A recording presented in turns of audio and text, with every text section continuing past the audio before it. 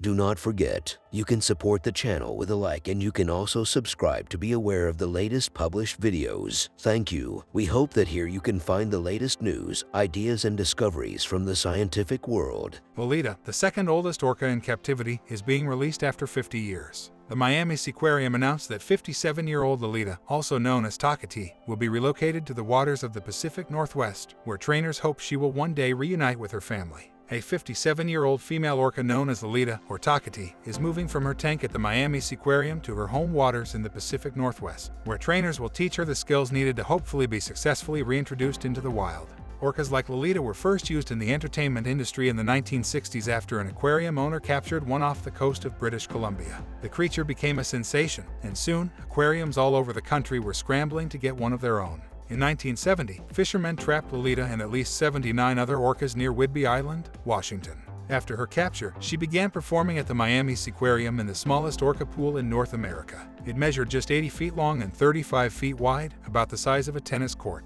For 50 years, Lolita lived and worked there, becoming a beloved feature of the aquarium. Just last month, the Aquarium and Friends of Lolita, a conservation group that has been campaigning for Lolita's release, announced plans to relocate the orca back to her home waters. Lolita retired from performing at the aquarium in March 2022, and conservation groups hope she could live out the rest of her days in peace back where she belongs. "We owe them a retirement program, a pension. Giving them back something like this is the least we can do," Charles Vinnick, a member of the Whale Sanctuary Project that helps free captive whales around the world, told The Guardian. Because of Lolita's age and the time she spent in captivity, her caretakers will not immediately release her into the wild. For now, organizations have made plans to keep her in a 15-acre netted sea pen and provide around-the-clock care and training to hopefully prepare her for eventual release. Lolita will receive the highest quality care as the team works to make relocation possible in the next 18 to 24 months, Miami Seaquarium said in a statement Thursday, as reported by CNN. Lolita's move will not be an easy one. Transporters will use cranes to lift her, fly her across the country in a water tank, and then load her onto a barge. The total cost may reach 8 figures. "I know Lolita wants to get to free waters," said Jim Irsay, the Indianapolis Colts owner who is helping to finance the orca's move. "I don't care what anyone says. She's lived this long to have this opportunity, and my only mission is to help this whale get free." Regardless of the cost, conservationists are ecstatic that Lolita has a shot at freedom.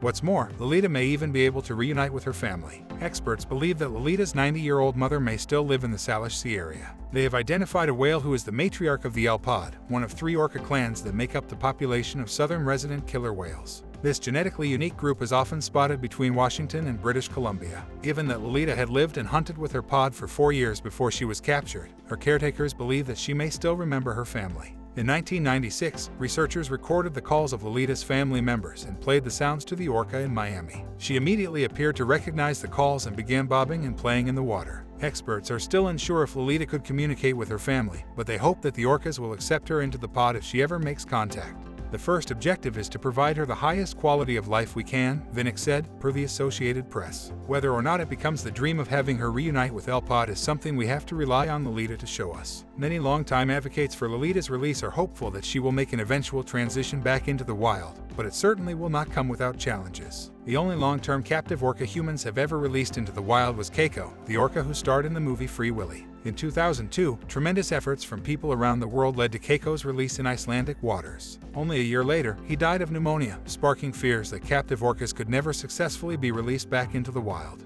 However, footage showing once captive orcas hunting and playing within wild orca pods provides some hope that integration is still possible. The world is now rooting for Lolita's return home. As Howard Garrett, the president of the board of the advocacy group Orca Network, said, "This is a step toward righting a great wrong that humans have done."